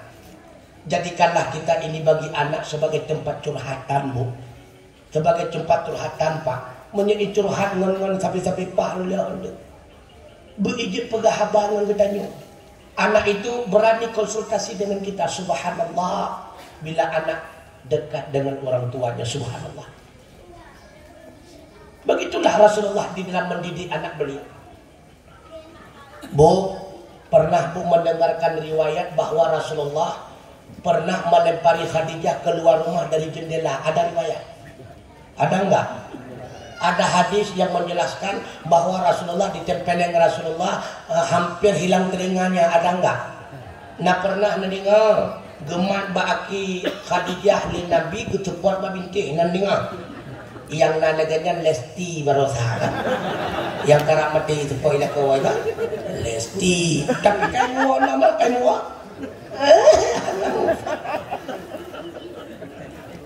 ya tidak, itulah akhlaknya Rasulullah begitu mulia. Bahkan Rasulullah sangat pemurah, hatinya sangat penyayang, bukan cuma kepada orang Islam, bahkan kepada orang kafir. Makanya di dalam Islam daging kurban itu bisa diberikan kepada non muslim, apa-apa Bu. Begitu pula kenduri walimah dan sebagainya, hendaknya kita undang orang non muslim sebagai sosial kita. Begitulah yang dilakukan oleh Rasulullah. Jadi ikatan sosial itu walau dengan non muslim. Rasulullah sangat penyayang orangnya. Pernah suatu ketika Rasulullah berada di pasar kota Madinah. Dari jauh Rasulullah melihat ada seorang pengemis yang sedang mengemis, yang di mulutnya komat kamit mencaci maki Rasulullah. Rasulullah mendekati pengemis tersebut, menyegetanya wadengku laginya, apalagi pengemis buta, kan badawai tagil dengku. Rasulullah tidak, bahkan berbisik kepadanya, lapar tidak? Apa jawab pengemis tersebut? Saya lapar.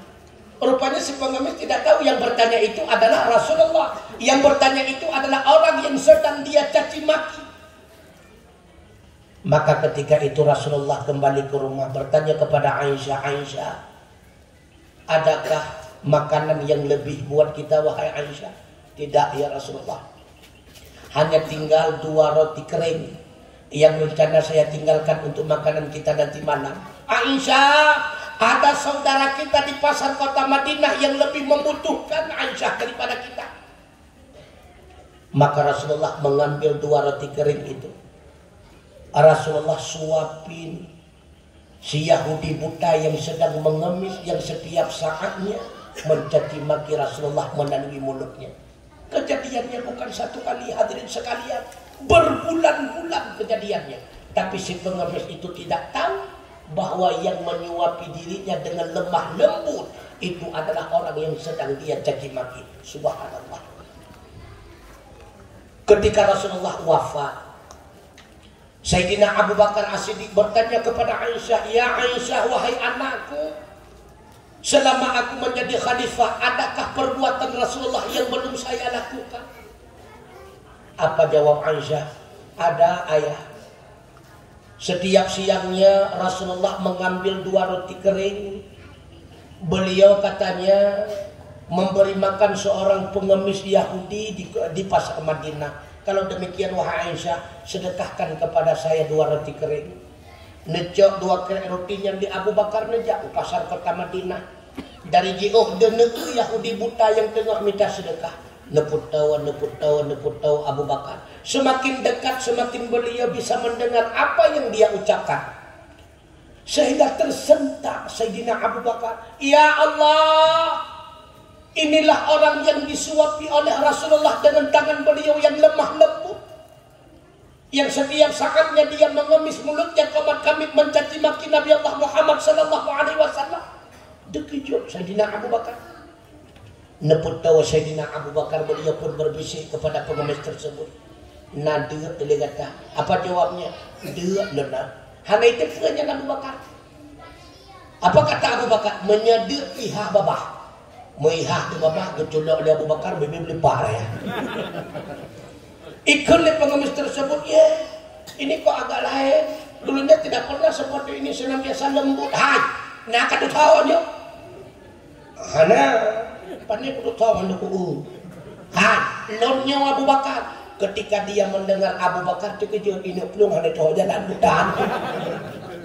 Diingat dalam tengok kamu sih bahasanya ketenangan jika terus. Tapi apa kata Abu Bakar?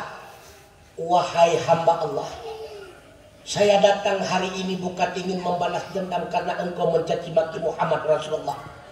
Tapi saya ingin menjelaskan kepada Anda, tahukah Anda siapa yang menyuapi diri Anda dengan tangan yang lemah lembutnya? Tidak.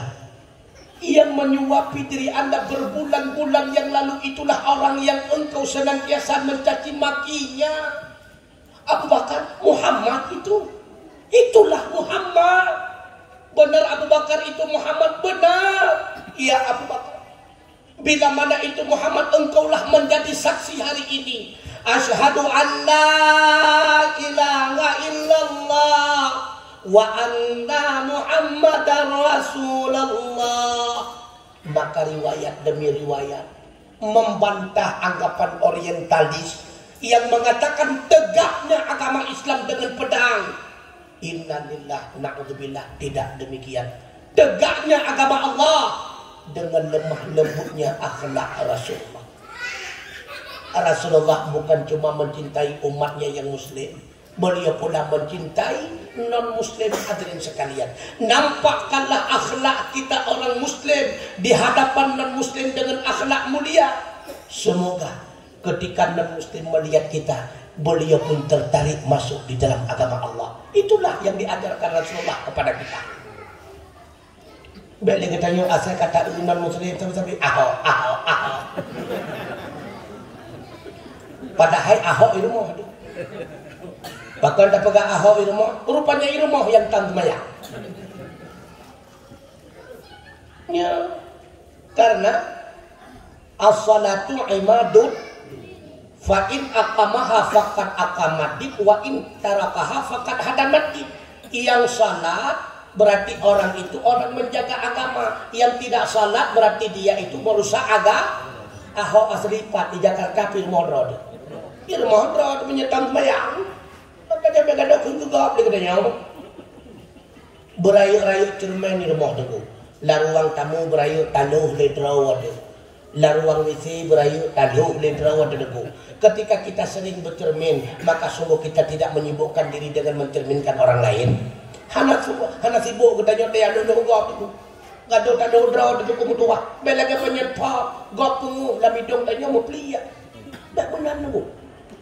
Makanya kita yang sudah outdoor, yang sudah tua, hendaknya kita ini menjadi contoh teladan bagi anak muda. Karena kita yang sudah tua ini hendaknya menjadi cermin bagi anak muda. Makanya begado terpegah kita nyo anu muda hana dihormat. Bagaimana kita hormati orang tua, sedangkan dirinya sendiri tidak pernah menghormati diri pribadi. Nyantuk katuha macam kenang lima nempak lambung tepat. Nyantuk katuhatan semayang debu, nyampah yang ngonto tadi. Kapan kita sadar hadirin sekalian? Ingat, kesempatan hidup cuma sekali. Kesempatan hidup cuma sekali. Kita umat Muhammad tidak lama diberikan kesempatan oleh Allah.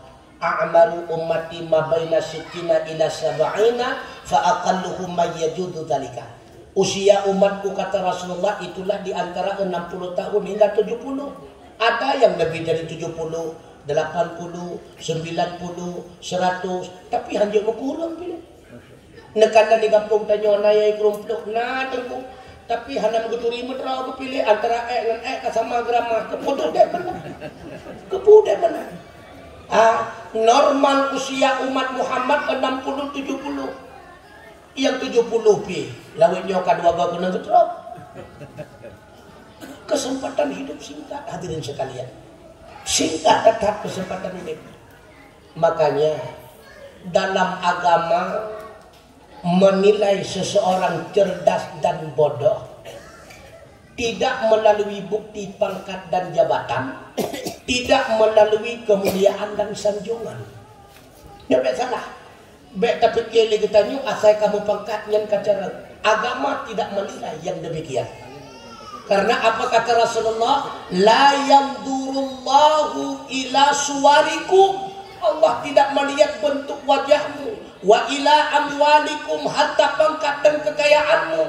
Walaki yanzuru ila qulubikum. Allah hanya melihat hatimu. Wa a'malikum, dan Allah hanya melihat amalanmu. Maka Allah tidak pernah melihat, oh dia itu hitam pekat maka tidak jadi masuk surga. Tidak. Dari manapun kita keluar, apakah dari Jawa, Batak, Padang dan sebagainya, yang dilihat oleh Allah mayyattaqillah, bukan wajah bentuk kita. Allah tidak melihat bentuk wajah kita, ganteng atau tidaknya, cantik atau tidaknya. Yang dilihat oleh Allah adalah hati kita.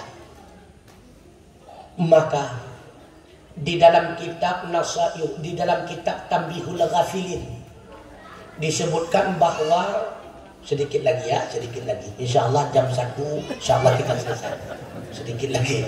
Di dalam kitab Tanbihul Ghafilin disebutkan sittatun yu'rafu bihinnal jahil, ada 6 perkara bila mana salah satu dari 6 ini ada pada seseorang, maka diketahuilah orang itu adalah orang bodoh.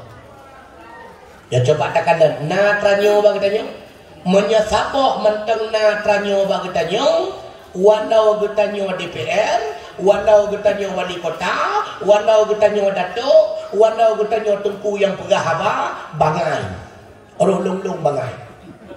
Nya, saboh menteng na bagitanya, maka kita masih tergolong kepada orang bodoh. Yang pertama, tanda-tanda ataupun ciri-ciri orang bodoh, al-ghadabu fi ghairi syai'in, marah tanpa sebab. Baca-baca kali beri. Ini yang tengah hidup tak kena dipakai dalam mobil. Termasuk al-ghadabu fi ghairi syai'in, tidak mampu menempatkan emosinya. Masalah kantor terbawa dalam rumah tangga, masalah rumah tangga terbawa di kantor, masalah di kantor terbawa dalam masyarakat. Itu tanda orang bodoh. Al-ghadabu fi ghairi syai'in, marah tanpa sebab, marah tanpa alasan. Itu ciri-ciri orang bodoh. Makanya kata Rasulullah, laisa syadidu bisira'ah, bukanlah orang kuat itu dengan sebab senang berkelahi, itu bukan. Walakinna syadida, akan tetapi yang dikatakan dengan orang kuat, mayyamliku nafsahu minal ghadab, itulah orang yang mampu menguasai dirinya ketika dia itu tertimpa emosi. Nyo kenurung tegak. Kita mampu mengendalikan emosi kita, kita mampu mengendalikan amarah kita, inilah baru dikatakan orang kuat. Kan karena behemen aja bangai dulu. Urang behebeun poso urang bangai dulu, ini bukan masanya. Menjadi no mentang tabula tapol poso gara-gara lupa kamen kabula bangai dulu. Ini masa elektronik dulu. Ini masa milenial. Gone masa beul poso bangai. Tanda yang kedua, tanda orang bodoh yang kedua, wal kalamu fi ghairi naf'in, berbicara tanpa bermanfaat. Gaduh pegah beraputuh boh ye terbu pada faedah. Tanda orang bodoh, banyak bicara yang tidak ada faedahnya, itu tanda orang bodoh. Makanya apa kata Rasulullah, wahai sahabatku, la tatakallam bi kalamin ta'tadiru ghatan, jangan sekali-kali engkau berbicara bertutur kata dengan ucapan yang menyebabkan engkau menyesal di kemudian hari. Nyo masa aku berdega-dega. Baik sampai waktu dapat debit narik bak YouTube, dia katanya menyibukkan, katanya payah ralat. Oh, kau lagi nyan maksud dong lagi aja. Itu tanda orang bodoh. Maka sebelum mengucapkan perkalimat, sebelum mengucapkan kata-kata, renungkan terlebih dahulu. Layakkah ucapan ini saya ucapkan? Makanya lun salut ke Bapak Wakil Bupati, lun salut ke Bapak Wakil DPR. Bukannya tidak beliau mampu menguraikan masalah, yakni kan hanya kepegah abang. Memang seorang tokoh lagi yang singkat, padat, jelas. Karena nyopat rekaman musibah beliau punya penyangga kepegah abang. Makanya apa kata Wakil Bupati tadi? Bukan tidak panjang lebar saya bicara, nanti saya serahkan kepada Ustaz. Pokoknya yang ilahnya silung kepada. Artinya putra menyadap hanya diaudit. Kemana Bapak? Hanya diaudit masalahnya. Sikap seorang tokoh memang demikian. Makanya salut saya. Salut. Seorang tokoh memang tidak banyak berbicara. Karena baju pegah kai yang kanda. Memang demikian. Dan kadang-kadang Masya Allah, memang Bapak Wabu bukan cuma tua usianya, tapi tua ilmunya, memberikan pemahaman kepada diri saya yang masih muda. Alhamdulillah. Satu kedua, la tatakallam bikalamin ta'tadiru kata. Jangan bertutur kata yang menyebabkan engkau menyesal di kemudian hari. Berapa banyak saudara kita hari ini yang harus meralat ucapannya dari YouTuber, dari TikTok. Itu pertanda orang bodoh, hadirin sekalian. Bahkan apa kata Rasulullah? Inna abghadakum minallah. Sesungguhnya kalian yang sangat dibenci oleh Allah, wa ab'adakum minni, yang sangat jauh daripadaku. Artinya kelak di akhirat kalian tidak akan mendapatkan syafaatku. Siapa mereka? Yang pertama kata Rasulullah, asar sarun. Siapa asar sarun? Orang banyak berbicara tapi tidak ada faedah sedikit pun. Yang kedua, al-mutasaddiqun. Siapa mutasaddiqun? Orang yang sering berbicara dengan bahasa-bahasa porno. Yang ketiga, al-mutafaihiqun. Siapa al-mutafaihiqun? Orang yang banyak berbicara tapi banyak bohongnya. Itulah provokator. Ini adalah orang yang sangat jauh daripada syafaatnya Rasulullah dan sangat dibenci oleh Allah. Maka tanda orang cerdas jauh lebih berpikir daripada mengucapkan berkata-kata. Yang ketiga, tanda orang bodoh, wal atiyatu fi ghairi mawdhi'in. Menempatkan harta bukan pada tempatnya. Artinya apa? Harta itu nikmat. Bila mana nikmat itu tidak memberikan kepada kita nikmat selanjutnya berupa akhirat, maka itu bukan nikmat, laknat namanya. Allah berikan harta kepada kita, tetapi dengan harta tersebut semakin jauh kita dengan Allah, itu bukan nikmat. Maka kata Sayyidina Umar, tanda harta yang baik itu ada 3. Yang pertama kata beliau, tanda harta yang baik dihasilkan daripada jalan yang baik. Yang kedua, tanda harta yang baik senantiasa dipertempatkan pada tempat yang baik. Yang ketiga, tanda harta yang baik, harta itu akan senantiasa melindungi pemiliknya daripada tempat yang tidak baik.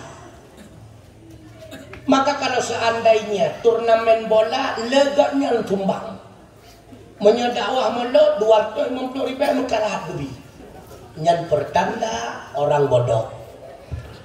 Karena orang yang menempatkan harta bukan pada tempatnya itu orang bodoh. Turnamen poli, turnamen bola, gaknya nuri itu. Menyata pegat dakwah melo pengajian, gaknya uri liko nyamangai. Itu tanda orang bodoh. Nyo hanaru kita nyo lepegak gegok malam nyo. Kita nyo fi hanaru tino di malam nyo. Yang keempat, tanda orang bodoh, ifsarus sirri inda kulli ahadin. Mengumbar rahasia kepada setiap orang. Nyo tu datang bangai ni. Wate merupa urang lepegak nyo beka pegak go rahasia. Merupa urang lain lamnya beka pegak go rahasia. Lain di mana Arab kabah kampung itu pun mentang rahasia. Nya kemerata tahi bangai ni bukan nyandu tatat ku bangai. Yang kelima tanda orang bodoh, asyaqatu ala kulli syai ala kulli insanin. Sangat percaya kepada seluruh manusia, ini bahaya. Tanda orang bodoh selanjutnya, terlalu percaya kepada semua manusia, itu bodoh. Karena manusia itu ada 2 macam. Kalau bukan jujur berarti dia itu penipu. Apalagi yang namanya khabariyah, setiap berita. Apakah itu berita di media massa, di media elektronik, jangan langsung kita telan. Nemamoh ilai, sawa pegas. Sering kita hari ini termakan dengan bujuk rayuan berita di elektronik sehingga menyebabkan fitnah memfitnah orang bodoh. Ingat Bu, ingat Pak, Yang namanya media massa yang tulisnya wartawan. Wartawan ini yang penting judul juga. Keasawaho ini kanan buinya. Tanya baik kenang pengutengku. Itu lehinan. Wakil bupati sedang kawin lagi.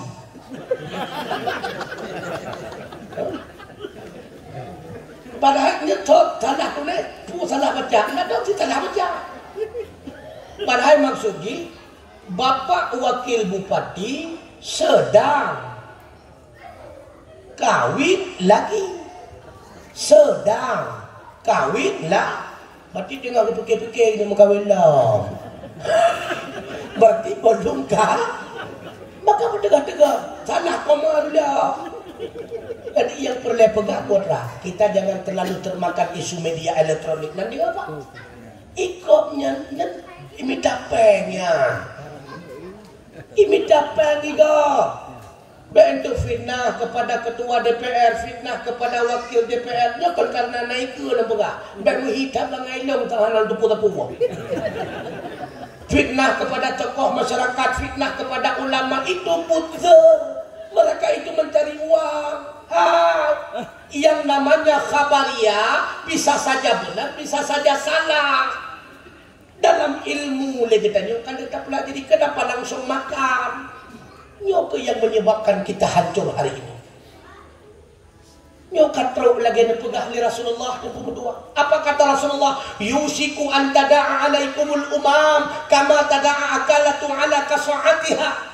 Akan datang kepada umatku suatu masa di mana ketika itu umatku ibarat makanan di dalam hidangan. Semua orang akan mengambil makanan di dalam hidangan tersebut. Mandek urung ibu rupa-rupa.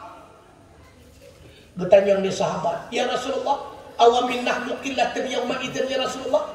Apakah ketika itu kita umat Islam sedikit ya Rasulullah? Sehingga banyak orang merebut-rebut diri kita ya Rasulullah? Apa jawab Nabi? La, bal antum yawma idzin katsir. Bahkan ketika itu kalian sangat banyak. Walakinnakum ghutsa'an ka ghutsa'is sayl. Akan tetapi keadaan kalian ketika itu ibarat buih di lautan. Tidak ada lagi persatuan dan kesatuan. Saling memfitnah. Nyo penyebab uronyo tuku kenapa tidak berhasil pembangunan di Aceh.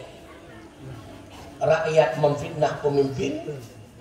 Pemimpin kurang percaya kepada rakyat. Makanya tidak berhasil. Tajau Jakarta ulun tuan baru-baru saja Jakarta berkontansi. Nadon japi karena pri diundang lurungnya dakwah. Terus kedeh Masya Allah watelun jak malam. Riak kuwit kota Jakarta. Seolah-olah lagi kota potakun, lagi kota bayangan ku tantang. Nya lagi kota ilusi, cukup manyang-manyang bladlu, cukup manyang-manyang. Kita nyo yang nak tahu bladlu manyang-manyang ya tu tiangnya bukan tiang listrik raya kan. Cukup hayu kota gok tu Jakarta, Banten Masya Allah Cikupang cukup hayu. Kenapa Aceh tidak berkembang? Kita sekarang tidak ada persatuan dan kesatuan. Kenapa katanya sabi itu termakan isu media, baik media massa, media elektronik. Hadirin, di antara tanda orang bodoh terlalu percaya si pembawa berita. Ingat, yang terakhir, tanda orang bodoh alla ya'rifa sadiqahu min aduwi. Tidak mengenal siapa teman, siapa lawan. Nyobrat lembangai itu. Dalam bahasa Arab ada dua. Ada namanya sadiq, ada namanya sahib. Sahibun artinya teman. Sadiqun juga artinya teman. Tapi maksudnya beda-beda. Apa beda sahibun dengan sadiqun? Kalau sahibun orang yang selalu bersama kita, tapi dia tidak pernah mengingatkan kita bila mana kita jatuh dalam kesalahan. Itu sahibun. Kalau sadiqun, dianya orang yang baik dan senantiasa akan mengajak kita kepada kebajikan. Ketika kita berbuat salah, senantiasa dia akan menegur kita. Apakah kita menerima ataupun kita akan memarahinya ataupun bahkan kita akan membencinya, tapi dia tidak pernah berhenti untuk menegur kita bila mana kita berada dalam kesalahan. Itulah sadiqah. Maka teman yang benar-benar teman, Itulah dia yang tidak pernah membiarkan kita di dalam dosa. Itulah dia yang tidak pernah membiarkan kita di dalam salah. Itulah teman yang benar-benar teman. Biar sampai kita jawab terapat gempung. Tak pegah haba mengkena mentang ke urung doa. Tak meraya-raya suka tak temena hinan kandang gempeng anggaran gempung. Watel rapat katanya bangan pakai ban menurut tak itu dengan cukup mantap. Menyalung tu kuimu dahaga putunya anda mana. Nyan menyalagannya tu kunyan kangon tu kunyan. Kangonnya itu setan. Itu karena setan ada dua kata Imam Ghazali. Apa maknanya setan? Yang mempengaruhi kita kepada keburukan. Ada dalam bangsa jin, ada dalam bangsa manusia. Bahkan lebih parah setan dalam bangsa manusia. Kalau setan dalam bangsa jin cuma berbisik, mau tidak mau ya selesai. Tapi menyesetan dalam bangsa manusia apa? Kadang-kadang si permohon itu. Ita kata-kata na pak. Iganyan baru mukim kedua, kapal dia support gue. Idan wakil bupati kapal dia utun. Mau tabah ada dan belah Honda je kena kamu tiba nak. Tak boleh kita nyota dum tata ana mau hotel juga ke rumah dua pan heboh ada tempat. Kali dah kata. Rupanya yang menjadi setan bisa saja pendamping kita. Makanya setan dalam bangsa manusia jauh lebih parah. Pol IBC ini, anda betul? Waktu ada peti iblis ya, iblis ada dengar imam aku pai, kapate Tuhan ketemu ikut. Maka lebih bahaya setan dalam bangsa manusia. Oleh karenanya sidang jamaah urusi ulun tuan umi abu yang berbahagia. Ketika kita melihat dan mengkaji ulang berkaitan dengan akhlaknya Rasulullah, memang tidak mampu kita untuk mengikuti semuanya, tapi sedikit tidaknya. Sepertiga ataupun seperempat daripada akhlak Rasulullah hendaknya kita mampu mengikutinya. Kalau tidak mampu, maka usahakanlah mudah-mudahan menjadi mampu. Sedikit tidaknya akhlak dalam bertutur kata, akhlak kita dalam bersikap, membedakan mana orang tua, mana anak-anak, mana suami, mana istri, mana mertua, mana orang lainnya. Akhlak itu merupakan ciri utama orang yang mukmin. Tidak ada artinya ilmu tanpa akhlak. Kalau dibilang cerdas, lebih cerdasnya iblis daripada manusia. Tetapi kenapa iblis dikutuk oleh Allah? Karena iblis tidak memiliki akhlak.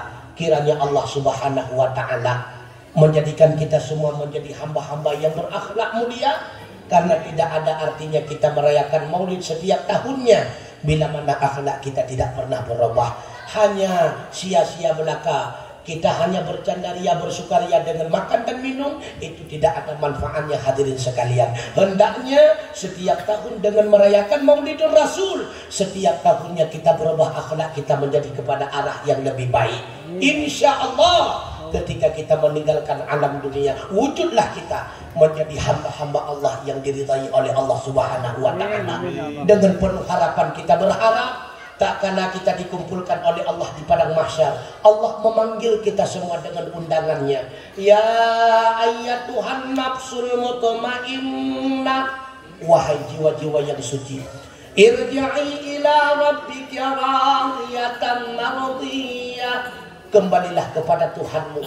Tuhanmu ridha kepadamu sebagaimana engkau di dunia ridha kepadanya.